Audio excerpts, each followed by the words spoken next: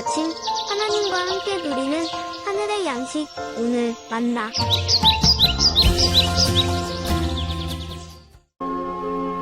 내 하나님이 내 마음을 감동하사 귀족들과 민장들과 백성을 모아 그 계보대로 등록하게 하심으로 내가 처음으로 돌아온 자의 계보를 얻었는데 거기에 기록된 것을 보면 옛적에 바벨론 왕 느부갓네살에게 사로잡혀갔던 자들 중에서 노임을 받고 예루살렘과 유다에 돌아와 각기 자기들의 성읍에 이른 자들 곧 스룹바벨과 예수아와 느헤미야와 아사랴와 라암야와 나하마니와 모르드게와 빌산과 미스베렛과 비그웨와 누훔과 바나와 함께 나온 이스라엘 백성의 명수가 이러하니라.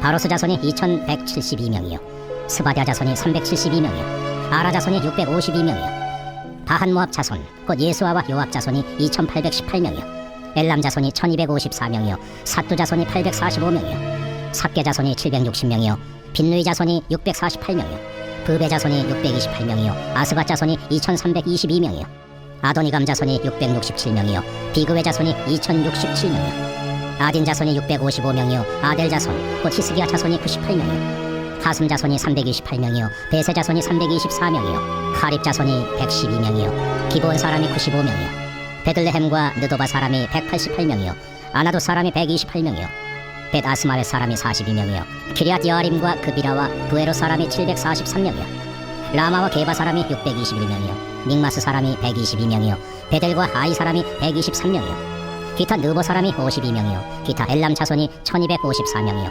하림 자손이 320명이요 여리고 자손이 345명이요 로드와 하딧과 오노 자손이 721명이요 스나 자손이 3930명이었느니라. 제사장들은 예수아의 집 여다야 자손이 973명이요 인멜 자손이 1052명이요 바스훌 자손이 1247명이요 하림 자손이 1070명이었느니라. 레위 사람들은 호드야 자손 곧 예수아와 간멜 자손이 74명이요 노래하는 자들은 아삽 자손이 148명이요 문지기들은 살름 자손과 아델 자손과 달문 자손과 아굽 자손과 하디다 자손과 소베 자손이 모두 138명이었느니라. 느디님 사람들은 시하 자손과 하수바 자손과 답바우 자손과 게로스 자손과 시야 자손과 바돈 자손과 르바나 자손과 하가바 자손과 살메 자손과 하난 자손과 깃델 자손과 가할 자손과 르아야 자손과 르신 자손과 느고다 자손과 갓삼 자손과 우사 자손과 바세아 자손과 베세 자손과 무님 자손과 느비스심 자손과 박북 자손과 하그바 자손과 할훌 자손과 바슬릿 자손과 무히다 자손과 하르사 자손과 바르고스 자손과 시스라 자손과 데마 자손과 느시아 자손과 하디바 자손이었느니라. 솔로몬의 신하의 자손은 소대 자손과 소베렛 자손과 브리다 자손과 야알라 자손과 다르곤 자손과 깃델 자손과 스바랴 자손과 핫딜 자손과 보게렛 하스바임 자손과 아몬 자손이니 모든 느디님 사람과 솔로몬의 신하의 자손이 392명이었느니라. 델멜라와 델하르사와 그룹과 아돈과 인멜로부터 올라온 자가 있으나 그들의 종족이나 계보가 이스라엘에 속하였는지는 증거할 수 없으니 그들은 들라야 자손과 도비야 자손과 느고다 자손이라. 모두가 642명이요 제사장 중에는 호바야 자손과 핫보스 자손과 바르실레 자손이니 바르실레는 길르앗 사람 바르실레의 딸 중에 하나로 아내를 삼고 바르실레 이름으로 불린 자라. 이 사람들은 계보 중에서 자기 이름을 찾아도 찾지 못하였으므로 그들을 부정하게 여겨 제사장의 직분을 행하지 못하게 하고 총독이 그들에게 명령하여 우림과 둠밈을 가진 제사장이 일어나기 전에는 지성물을 먹지 말라 하였느니라.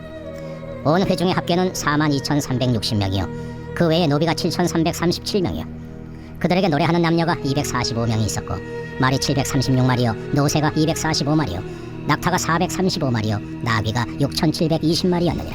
어떤 족장들은 역사를 위하여 보조하였고 총독은 금 1000드라크마와 대접 50과 제사장의 의복 530벌을 보물곳간에 드렸고 또 어떤 족장들은 금 2만 드라크마와 은 2200만회를 역사곳간에 드렸고 그 나머지 백성은 금 2만 드라크마와 은 2000만회와 제사장의 의복 67벌을 드렸느니라. 이와 같이 제사장들과 레위 사람들과 문지기들과 노래하는 자들과 백성 몇 명과 느드님 사람들과 온 이스라엘 자손이 다 자기들의 성읍에 거주하였느니라. 예루살렘 성벽이 재건된 뒤 느헤미야는 파수꾼과 책임자들을 임명했습니다.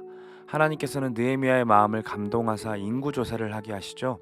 성경에서 인구조사를 한 일이 몇 번 나옵니다. 민수기 1장과 26장에 2번 기록하고 있는데 첫 번째 인구조사는 일을 맡기기 위함이었고 두 번째 인구조사는 땅을 분배하기 위함이었습니다. 이렇게 인구조사를 명하신 이유는 분명했습니다.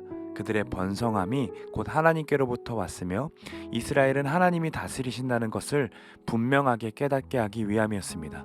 그런데 이 목적과 반대로 다윗이 마지막 때가 되어 인구조사를 하게 되는 것이 사무엘하 마지막에 나옵니다. 그의 목적은 군대를 조직하고 동원하기 위함이었습니다.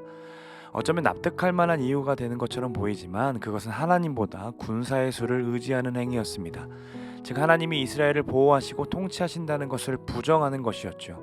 더 나아가 그는 자신의 강성함을 수로 확인하고 싶었던 것으로 보입니다.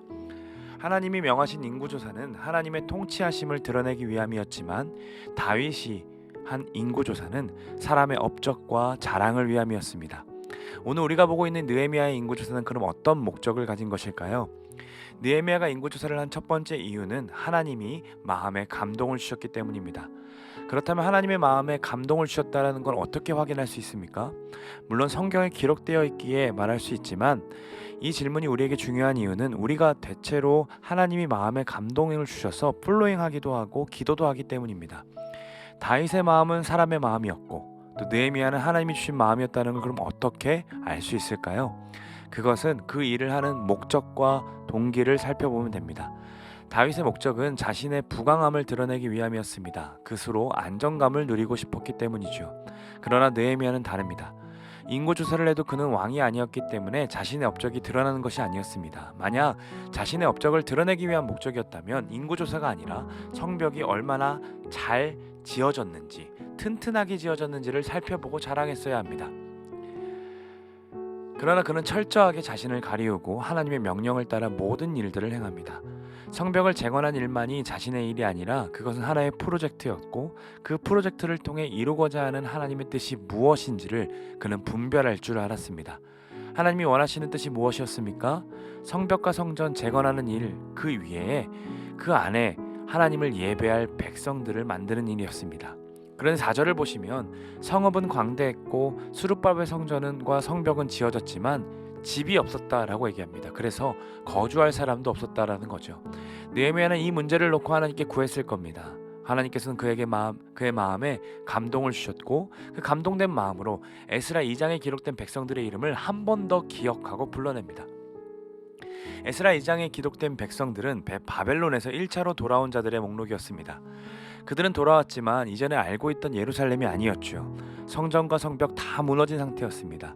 그러나 그들의 수고로 성전과 성벽이 완성되었고 다시 그들의 이름을 부르면서 결국 예루살렘에서 살고 하나님 안에서 회복되어야 될 사람이 바로 그들임을 가르쳐주고 있는 겁니다.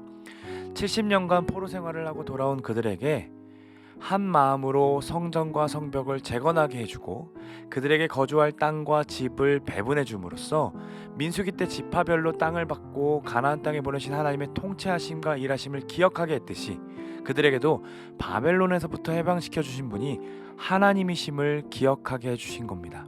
또한 새로 지어진 그 성전과 성벽 그리고 예루살렘, 그로 인해 재건된 이스라엘 그 통치는 왕도 아니고 선지자도 아니고 바로 여호와 하나님이심을 기억하게 하기 위함이었습니다.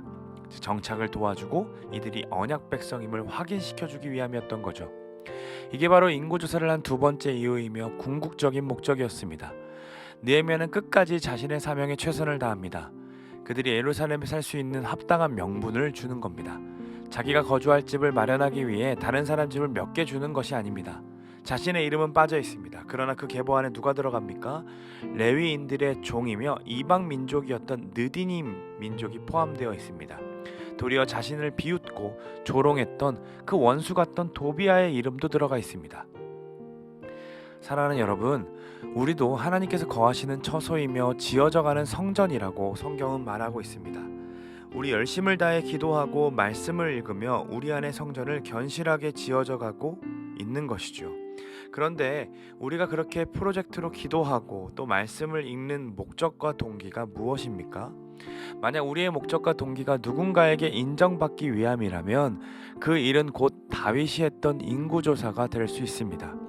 하나님의 은혜와 통치를 잃어버린 상태가 되는 거지요. 그렇다면 우리가 기도하고 말씀을 읽는 동기와 목적이 무엇이어야 할까요? 바로 잘 지어진 우리의 마음속 그 성전에 포로 생활을 끝내고 거주할 곳이 없는 그들에게 집을 내어주고 정체성을 잃어버린 자들에게 하나님의 약속을 들려주는 일, 그것이 바로 우리가 해야 할 일이라 생각합니다. 우리가 40일 금식기도 했고 말씀을 1년에 몇 독씩 했는데 우리 안에 어떤 사람도 머무를 수 있는 여유가 없고 배려가 없다면, 누군가가 우리와 함께 마음을 나누고 싶어 하지 않는다면 우리는 어쩌면 다윗의 인구조사처럼 우리의 열심만을 드러내기 위함일지도 모릅니다. 찬양 가사 중에 이러한 가사가 있습니다. 저 높이 솟은 산이 되기보다 여기 오름직한 동산이 되길, 내 가는 길만 비추기보다는 누군가의 길을 비춰준다면. 우리가 예배하는 이유, 우리가 기도하는 이유가 바로 이러한 이유가 되기를 소망합니다. 왜 그렇게 살아야 할까요? 여러분, 인구조사를 기억하십시오. 우리도 인구조사 속에 포함되었던 느디님 사람처럼 이방인이었습니다. 또한 도비아처럼 하나님의 원수들이었습니다. 그럼에도 우리 주님께서 목숨처럼 사랑해 주셨고 우리를 주님 품 안에 거주하도록 만들어 주셨습니다. 그 사랑을 안다면 우리도 누군가에게 오름직한 동산이 되어 주어야 하지 않을까요? 어떤 찬양에도 이러한 가사가 나옵니다. 삶에 지친 사람들 찾아가 쉬어가도록, 외로운 사람들 품에 안아줄 수 있도록 우리 마음속에 누군가의 자리 남겨두며 살아요. 사랑하며 살아요. 이 고백이 오늘 우리 삶 가운데 실현되기를 간절히 소망합니다. 우리 마음 가운데 도비와 같은 원수까지도 품어낼 수 있는 그 마음을 우리 주님께서 오늘 허락해 주시고 또 그들을 품어내 주시게 하시겠으면 좋겠습니다. 우리 주변의 사람들 한번 보십시오. 우상들에게 포로처럼 살아갔던 자들입니다. 그들에게 진정한 자유가 어디에 있는지, 진정한 쉼이 어디에 있는지 우리의 말과 행동으로 느끼게 해주는 것은 어떨까요? 자신이 정말로 얼마나 존귀한 존재인지를 모르고 살아가는 자들도 있습니다. 그런 자들에게 하나님의 귀한 자녀이며 그들 또한 하나님이 지어가시는 성전이라는 사실을 그렇게 삶으로 들려주고 노래하는 하루가 되기를 간절히 소망합니다.